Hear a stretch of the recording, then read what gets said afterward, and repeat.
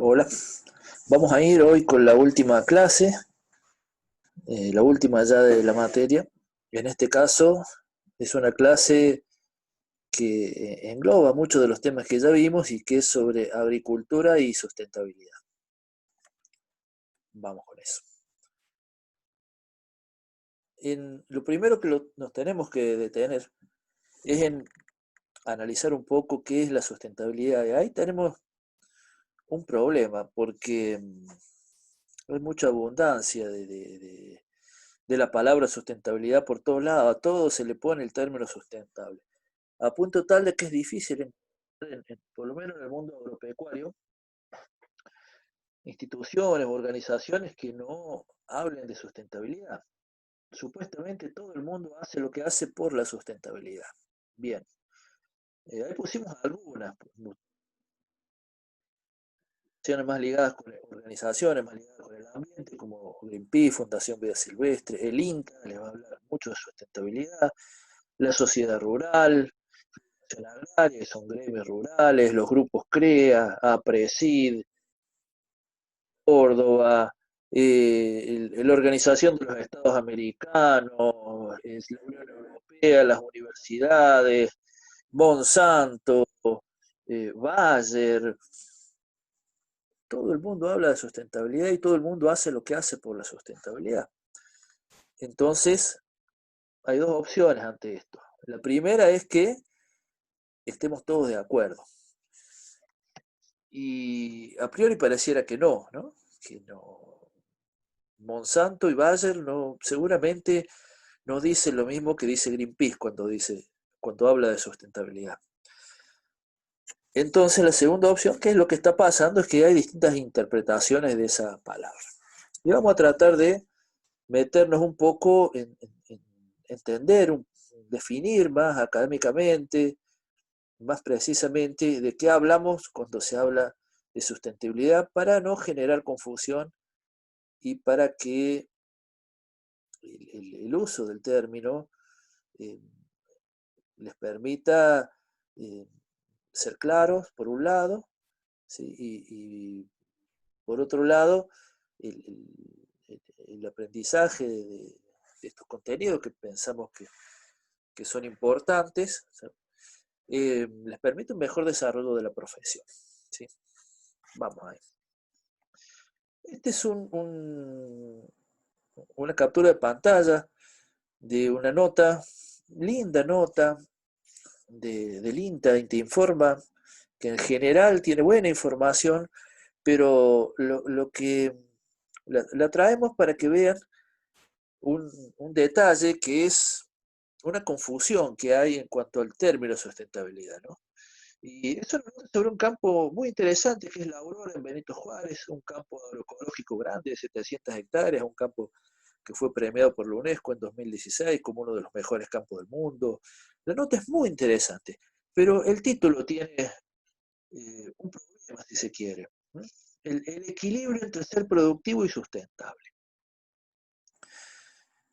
El título muestra una mirada de la sustentabilidad que la separa de la productividad. O sea, es como que tenés que elegir entre una cosa o la otra y este campo supuestamente logró un equilibrio entre ambas cosas. Y no es así, porque la sustentabilidad incluye a la productividad.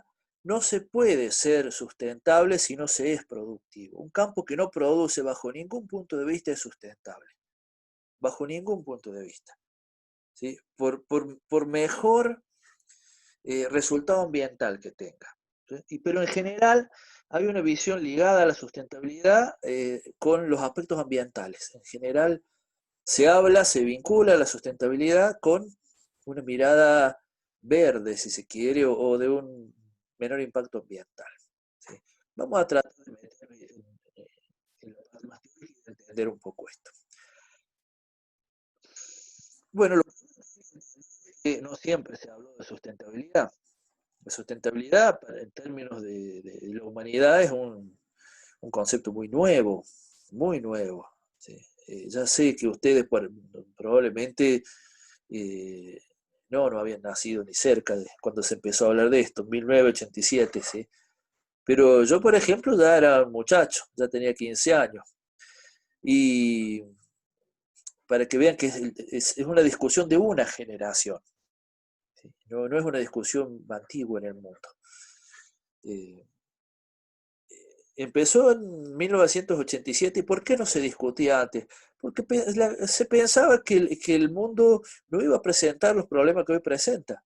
Se presentaba se pensaba que la naturaleza era inagotable, que, que no iba a haber problemas, que los problemas iban a ser otros, ¿sí? La gente estaba más preocupada o muy preocupada por problemas que hoy todavía están, como las guerras, el racismo, la falta de democracia, muchos otros problemas, pero no por lo ambiental, ¿sí? Lo ambiental no era una preocupación hasta que eh, hará unos 50 años que empezó a entrar en agenda, y en 1987 recién es cuando nace el término sustentabilidad bueno, fue un documento muy famoso de Naciones Unidas. En principio se hablaba de desarrollo sustentable, ¿sí? Que lo interesante es que imprime un concepto que hasta el día de hoy eh, está vigente, es que la sustentabilidad es una forma de buscar el desarrollo humano, ¿sí?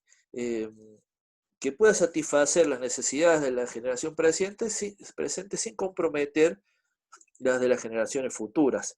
En eso hay un acuerdo mundial.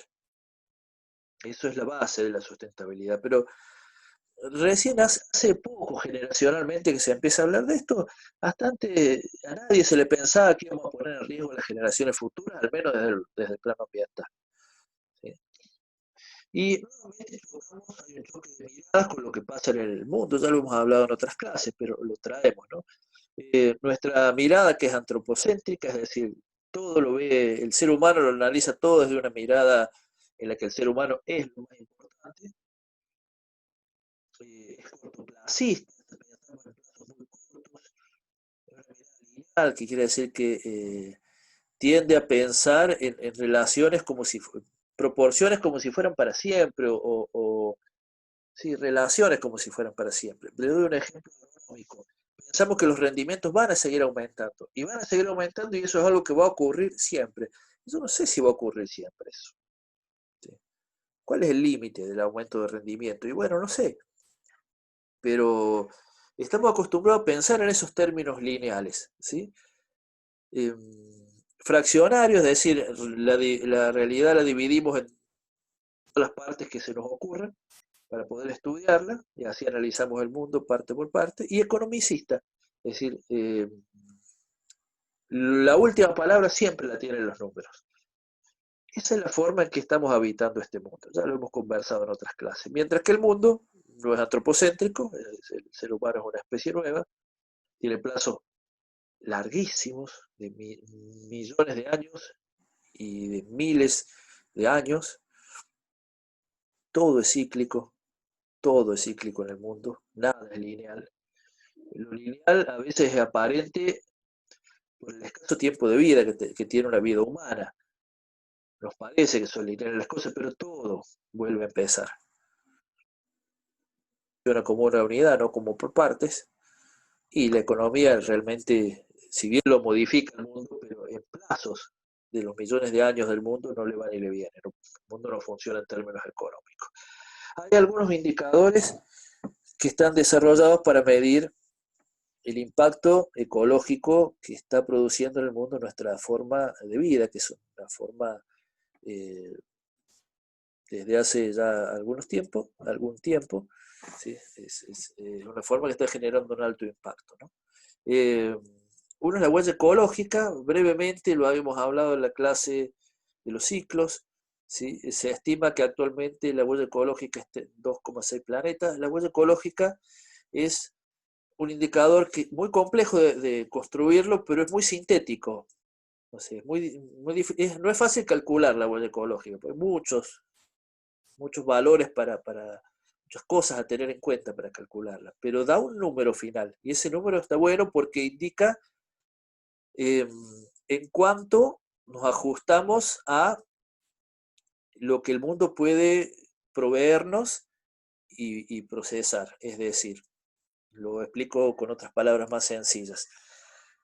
Em, si una generación consumiera en un año lo que el mundo le da en un año, en alimentos, en energía, lo que produce el mundo en ese año, ¿sí? Y generara residuos de forma tal que el mundo pudiera reciclarlos en ese año o reubicarlos o tratarlos, la huella ecológica sería uno. Sería igual, sería uno, ¿sí? Entonces, en ese caso sería que el mundo es suficiente para esa forma que se está viviendo. La huella ecológica puede ser también de una ciudad o de un país, por ejemplo. ¿Sí?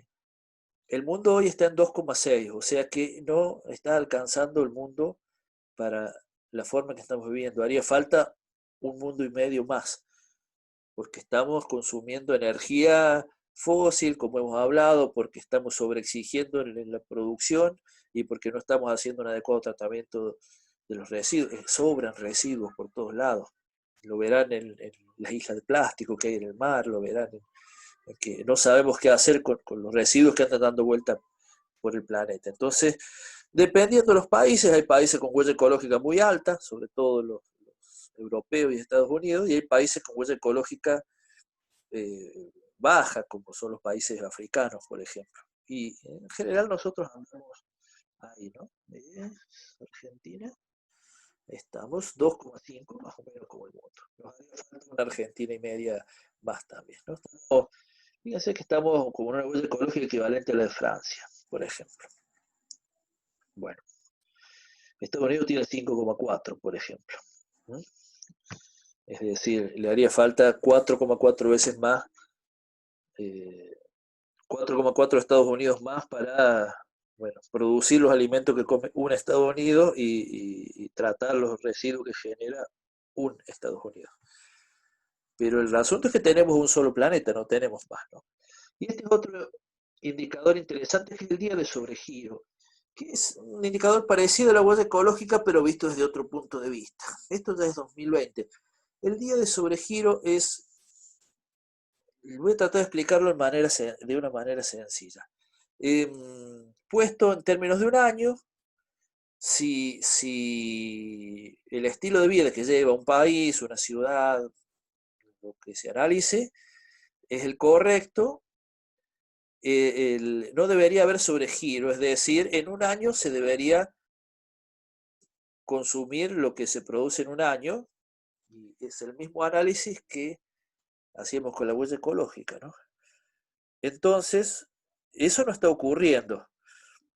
En un año consumimos más de lo que se produce en un año y generamos más desechos de lo que se puede tratar en un año, ¿no? Es decir, por ejemplo, eh, se, se erosiona más tierra de la que se recupera, se quitan más árboles de los que se plantan y así. Y entonces, a medida que uno hace peor esas cosas, el día de sobregiro se va adelantando. Es decir, si uno tendría que llegar al 31 de diciembre bien, empezás a tener el sobregiro antes. Significa que, por ejemplo, Argentina, aquí estamos. Aquí, ahí ven, Argentina, el 26 de junio, falta poco, va a ser nuestro día de sobregiro. Chile tuvo el 18 de mayo, por ejemplo. ¿Qué quiere decir? Que a partir de ese día, el resto del año vivimos al fiado. Es decir, a partir de ese día ya no nos cierran los números, por la forma en que estamos viviendo. El día de sobregiro mundial, fíjense, cuando yo nací en 1972. Prácticamente estábamos al día, mientras que el día de sobregiro mundial actual está cerrando aproximadamente en el mes de agosto. Esos son los indicadores del mundo. Ahí vamos a seguir con la clase.